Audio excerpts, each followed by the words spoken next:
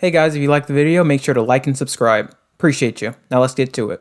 What's up guys, the Average Gamer signing back on for another structured video, and today we are talking about the famous, or in some cases infamous, world of the sequel. The big number 2 is well known to all video game fans for better or for worse, but one thing is for sure, a sequel is impactful, a continuation of a prior title, hopefully giving fans even more magic to revel in. However, there is a lot that goes into a sequel, particularly a good one, so conquering the dreaded number 2 is no easy feat. We have seen so many fall and many rise above, but one sequel in particular stands above them all, at least in my opinion, and that is Ratchet and Clank 2 Going Commando. Before we talk about that game though, what exactly makes a sequel? Why do some succeed and others fail? Ironically enough, there are two main components or factors that go into a sequel. For one, many sequels fail instantly because they don't do enough to distinguish themselves from the original. This happens so often that the community came up with the whole update joke. This game isn't a sequel, it's game 1.5 or whatever. So the most important quality is an advancement from the first game. However, that leads to the second factor.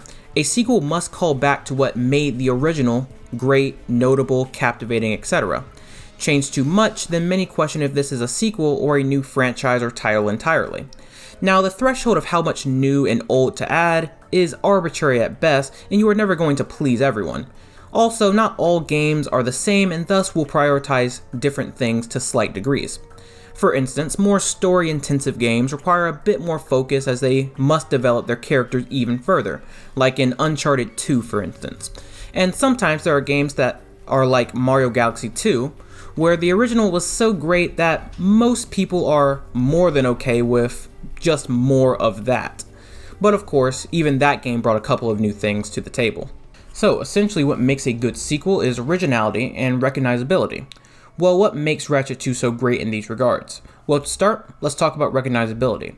Ratchet 2 picks up right where the original left off, as our friends are chilling after defeating Drek, and at least for Ratchet, the boredom is starting to set in. Enter Mr. Fizzwidget, who is the founder of a company called Megacorp in a galaxy known as Bogon. He recruits the heroes to save the proto-pet from a thief, giving Ratchet and Clank a new adventure to embark on.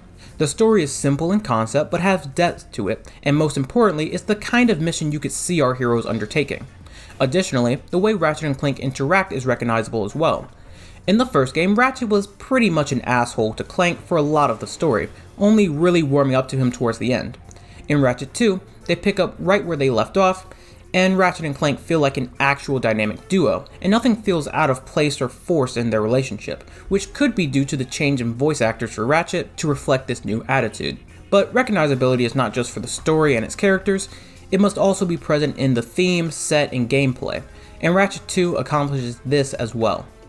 Some of the aspects that were important to the original game was the diversity of planets and their atmosphere, secret paths in each world to explore, its movement, particularly with the jet and helipack, and of course the weapons. All of these things are present in Ratchet 2, so players from the original don't feel too much out of place. All of the planets have options for exploration, particularly to collect platinum bolts instead of gold bolts. The jet and helipack return, and you can choose from the jump which one you want, and there are weapons that still fit the mold of the original weapons like the standard bomb and pistol, called the gravity bomb and lancer respectively in this game. Also, there is a Gazatron store on one of the early planets with some of the original weapons, and if you have a save file of the original Ratchet and Clank game, you get these weapons for free. Again, a nice call to the original, and giving those fans something to latch onto. But of course, this is a new experience, and adding your own flair to these recognizable aspects is just as important. So now that we got the old news out of the way, what does Ratchet 2 do to meet the originality criteria? Obviously, this game has new weapons, gadgets, and planets to visit. That is a given and a baseline for any new title like this. But what makes this so good is how they relate to the overall gameplay shift Ratchet 2 underwent. Ratchet 1 was a fun time, but if you go back to it, the shooting was not really a focus. The game seemed more like a platformer with shooting elements to break it up. Thus, the shooting sections were relatively chaotic and control of Ratchet was wonky at best. In Ratchet 2, the focus of the game changes. This is equal parts platformer and shooter. Controlling Ratchet is a treat, particularly with strafing, giving Ratchet the ability to more effectively target certain enemies, and also giving more gameplay options like moving in and out of cover. And of course, with more focus on shooting, the changes to weapons become more impactful. To start, we get more of them, and the variety is insane, giving you hundreds of ways to tackle any fight. Not to mention that now upgrades to your weapons are based on enemies killed with said weapon, thus giving a player a reward for using their favorites while encouraging you to branch out to other ones. You can also up your firepower with weapon mods using platinum bolts. Additionally, the health increase and addition of armor supports the gameplay as mistakes can be made without the crazy punishment of the original.